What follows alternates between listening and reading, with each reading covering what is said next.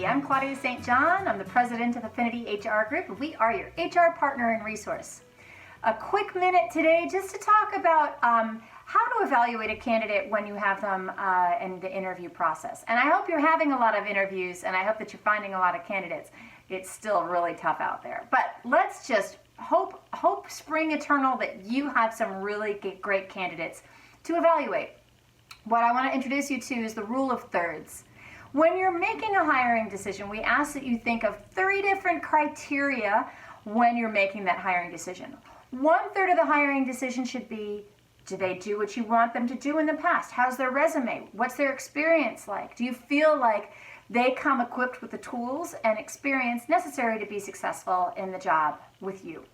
The second is, did you like them? When they showed up, do you feel like you had a good fit? Do you think that they would get along with your coworkers? Would they fit in to your culture well? I call this the gut test. Did you just walk away with a good, favorable opinion of them? The third is the one that we often don't do, and that's behavioral testing. We absolutely recommend that you do behavioral testing because one thing that we know is that people flame out in their jobs, usually not because they don't have the ability to do the job well. It's because their personality or their attitude just is not a right fit. We use the Trimetrics panel assessment. It's got 4 different components to it. We find it to be very effective.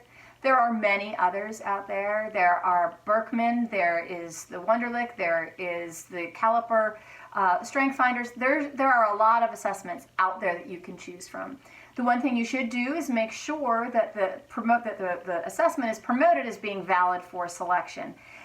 You need it to be valid for selection because if it's not valid for selection, or if they're not promoting it as valid for selection, it's probably not valid for selection.